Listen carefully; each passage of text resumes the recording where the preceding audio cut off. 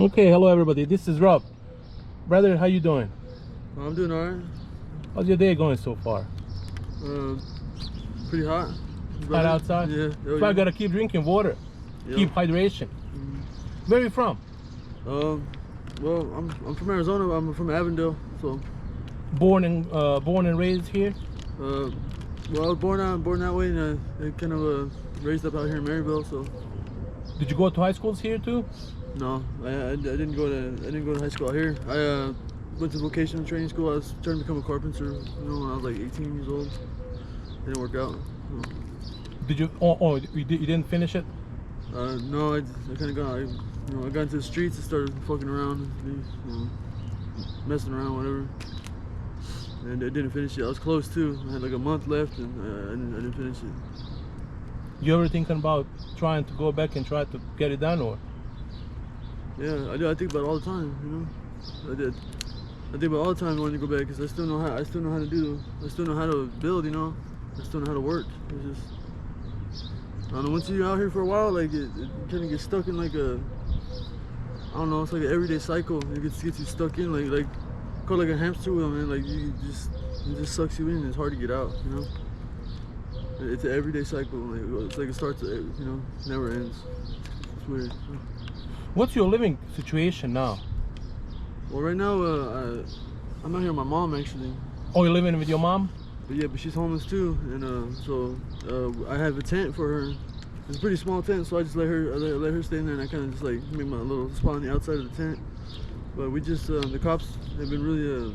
I heard something going on with the cops and CBI or something, but they're really like cracking down on people who are trying to live in the alleys and stuff. And I heard that. Yeah. It's been really hard for us to be out here right now, like real hard. Like they're not nice about it. Cops coming through and they're. My mom's like 50 years old and they're cussing her out and stuff, like they're gonna take her to jail, take her dog to the pound and shit, so we've just been moving everywhere, wherever we can stay, like pretty much like wherever we can stay for the night. Do you have any brothers or sisters, or just you? I do. I have two brothers, 2 sisters, and I have one sister, which is just, well, I'm the youngest, so. My sister is like older, just a little bit older than me. She's out here in the streets, Oh, she's on the streets. Yeah, but then my other sister, she has a family, but she just doesn't really, she doesn't support, anything. You guys don't keep in contact at all? No, she doesn't. Yeah, her husband doesn't really like our side of the family, so he doesn't like her to talk to us at all. He wants us to just cut us off. So we don't push it on her, And I do have my oldest brother Orlando is actually he actually owns 2 restaurants in North Carolina. Well, that's good. He makes a lot of money out there, but he just like he went out there and he's got like this, he lives like this, fancy life and shit. And he just kind of like cut off like this whole his past. He doesn't tell anybody that he has a family out here. Yeah. And you don't talk to him at all? You guys don't keep in touch? No, not really. No. How old are you now? I actually just turned 25. Yeah, congratulations. Thank you. So how do you survive out here? How do you make living? How that's going out for you? Well, every day, every day I just get up and you kind of just stumble upon stuff. Either somebody will bless me with some money that I'll be walking by and they'll see me and they'll help me out with some money or like what I'm doing right now, like these guys here at the Food City, like I'll meet them here sometimes and they give me a bunch of food. And, oh, that's good. I take them, a lot. I take it back to my mom and everything, and so sometimes just coming here in the morning, they cover my food for the day, So that's nice of them. I just make sure that some people come here and make a mess in the dumpsters, I just make sure I come here and clean it up because otherwise they'll stop helping. They'll stop wanting to help out. Other than that, I try to clean up the stores and stuff. And they'll pay me to do that. That's good. Try to refrain from stealing. Make some money on the side just to keep up and stuff. Yeah. Pretty much. So do you use any substance right now? Yeah, I do. What do you use? I smoke blues, so fentanyl. And how long you been doing that? Probably about a year now. How did you get involved with that? Believe it or not, my mom actually was doing it, and Did you say your mom was doing it? yeah, my mom was doing it, and I didn't know she was doing it, and we ended up in the streets, and because it's a long story. My dad, my dad, he passed away. I'm sorry to hear that. He passed away, and then we kind of were kicked out of the house, and we kind of were shoved into the streets, and I wasn't used to it.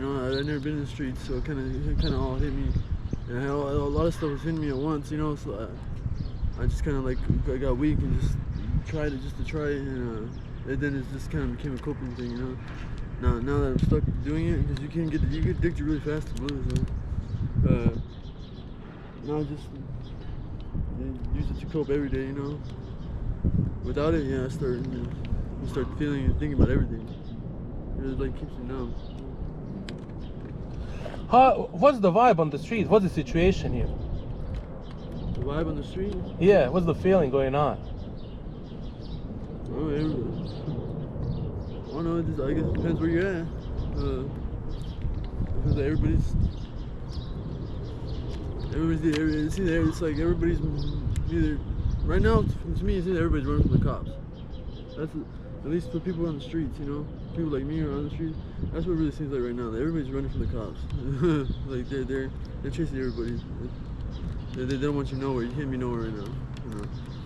Especially at least for the homeless. Like we can't be anywhere. Like right now, if they saw me back here, they'd take me to jail.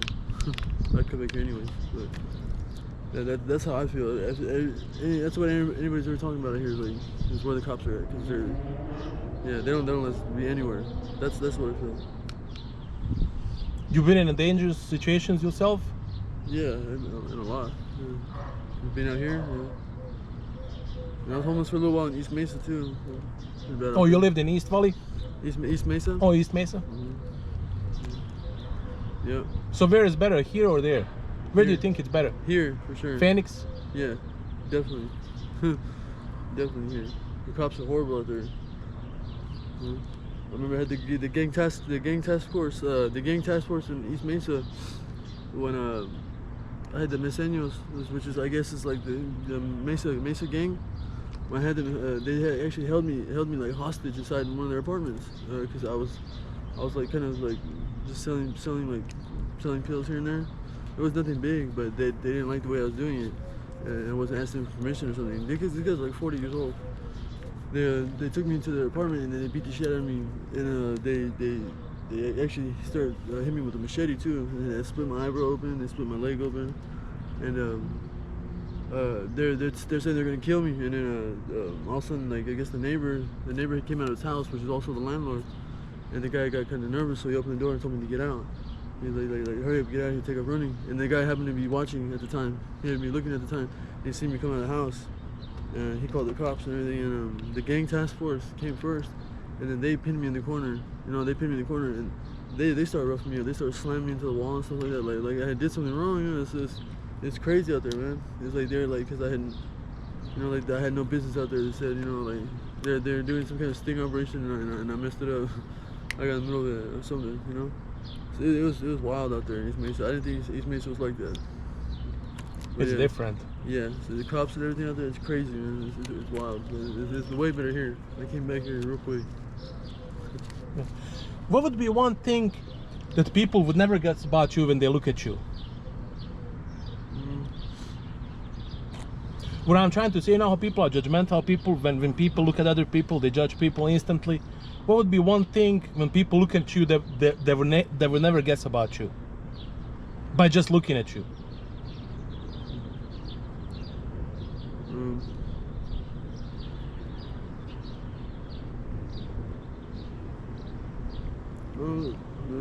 Maybe I guess you said once I was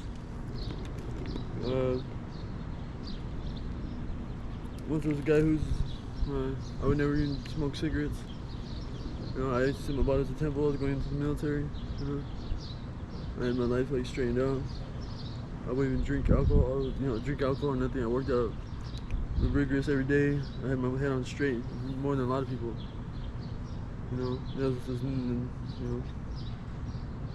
I was like strong mindset and everything. I was like, never way I could fall off into the streets. kind of blindsided me, you know. It's weird. I guess maybe you wouldn't be able to say that, you know. I don't know. Yeah, that's good.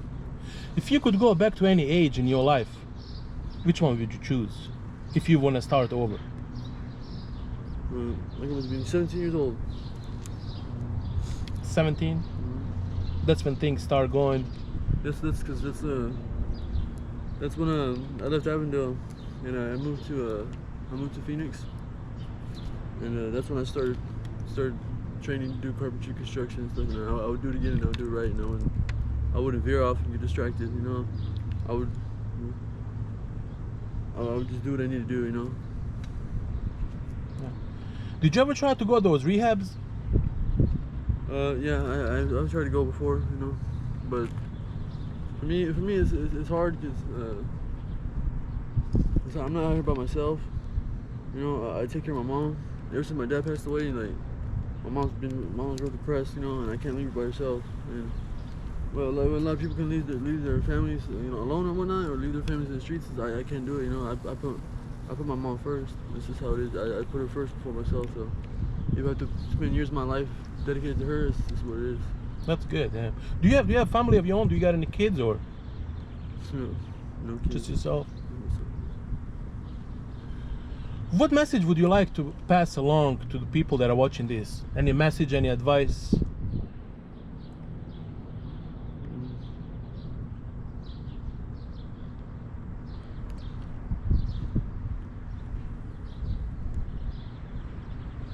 Any advice?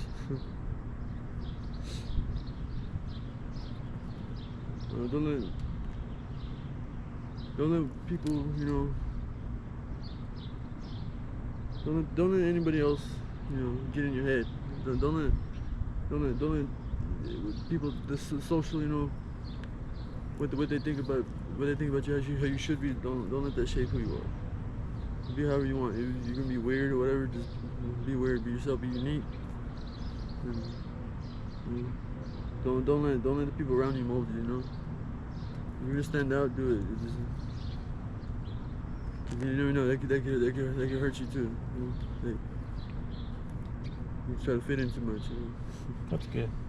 Do you have any Cash App or email if you would like to give, if you would like to share, if people want to get in contact to you to get you support or help you out with something? I have an email. If you want to, you can go ahead and share it. That's okay. It's my email is robap, so it's also all lowercase, robap623@gmail.com. Okay. That's it. Are you okay if I put this on my YouTube channel? Yeah, it's cool. Okay, brother. I appreciate your honesty. I appreciate your story. I wish you all the best going forward, and Life Enigma is going to pray for you. Thank you, brother. No problem.